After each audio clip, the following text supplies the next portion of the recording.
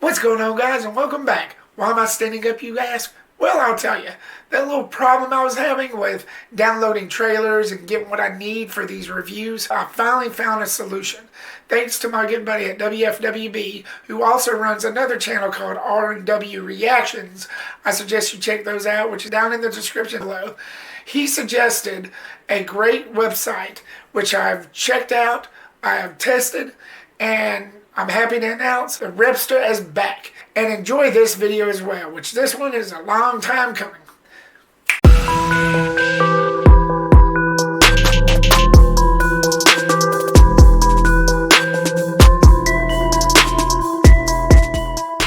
The Lion King was directed by Jon Favreau. This is the live action, CGI action, whatever you want to call it, version of this film of the 1994 original. And it stars Donald Glover, Seth Rogen, Billy Eichner, and Beyonce. Just like the original, basically follows a young lion cub prince who flees his kingdom after the murder of his father, only to learn the true meaning of bravery and responsibility. So let's get into the positives, shall we? The feel and look of this film looked so familiar. The way the sunset and the moon looked exactly like the original. Now keep in mind, I've not seen the original in ages. I don't remember that much, but watching this film kind of whooshed over me like a wave. And I do remember like maybe 50% of the original, and it does bring back some memories of what I had of the original. And the look and the feel was one of them. And I thought it looked pretty amazing. The CGI look of the lions and the hyenas and all that didn't look terrible. It didn't look bad at all. The effects was great. I gotta give props to the digital department on this film. It was actually truly amazing. Donald Glover, who plays Simba in this film, who actually made a cameo appearance in Spider-Man Homecoming. He played the guy that Spider-Man interrogated in that parking lot, which I thought was pretty interesting. He does a pretty good job voicing Simba in this film. I thought he brought a lot of depth to the character. Donald Glover did a pretty good job on this. Nala was played by Beyonce. She plays Simba's love interest, friend at first and then becomes lovers later. And I thought she did a pretty good job. I'm not really much of a fan of Beyonce, but I think she's a pretty good actress. I'm not going to mention the guy who plays Scar because he's got one of those hard to pronounce names. I've tried. I've almost hurt my head trying. He did a pretty good job as Scar. Very menacing. Kind of what I remember from the original. I liked his performance. It was pretty good. And let's get into the heart of this film, Timon and Pumbaa. Billy Eichner played Timon, and I thought he did a really well job compared to the guy that did him in the original. I do remember Timon and Pumbaa from the original. That's like the two characters I remember the most. After I found out who played Pumbaa in this, kind of shocked me because he's not really well known for doing family type films. Seth Rogen. When you think of Seth Rogen, you think of raunchy comedies.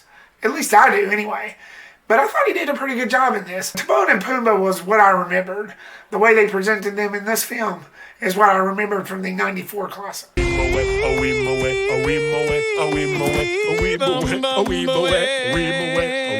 And another heart of this film. And I was surprised to know that they got this man back. James Earl Jones plays Mustafa, who also played Mustafa in the original.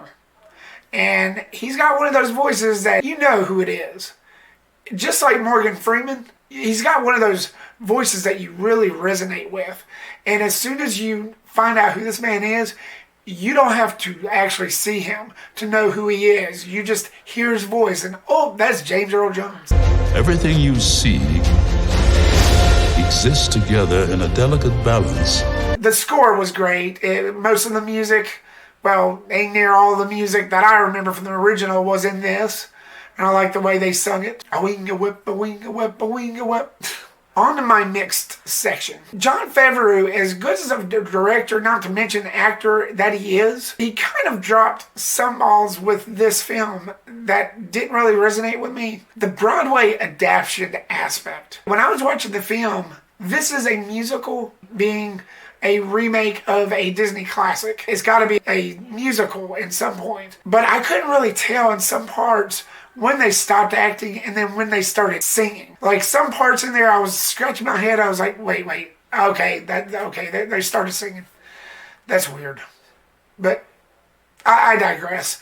It didn't bother me to the point where it made me cringe, but it just kind of confused me. It's like you started singing and I didn't even realize it. I couldn't quite get behind that, but I let it go. And the hyenas was okay. It's not what I wanted, though. The hyenas from the original was more wacky, more goofy.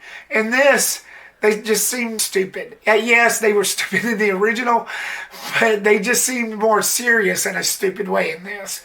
And it's just not what I expected. But again, I can live with it. And on to my negatives. As I said before, Jon Favreau is a wonderful director. But in some shots of this film, he wanted to do his own take. Now, I get as directors, you want to do that. You want to make your mark on something that is as classic as this, especially if you're remaking it. I get it. But I didn't really feel this was necessary.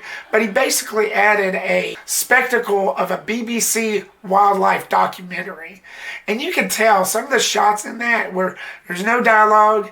And if you ever watch one of those shows, I mean, I know I've caught glimpses of some of those shows, and it just shows like wildlife, just different shots, random shots of some zebras, lions, tigers, bears, oh my. But because of that, I felt the pacing of this kind of slowed down because of that. As much as I like Jon Favreau, I just didn't really think that aspect of it was necessary. And that being said, my final thoughts, it's still an enjoyable movie. Families and kids will enjoy this. There's plenty of fun to be had. I'm giving The Lion King a B-. What did you think of The Lion King? Did you like it? Did you hate it? Leave me your thoughts down below. Stay tuned for more videos and reviews coming soon to the computer screen or cell phone near you. Peace the Rabbit.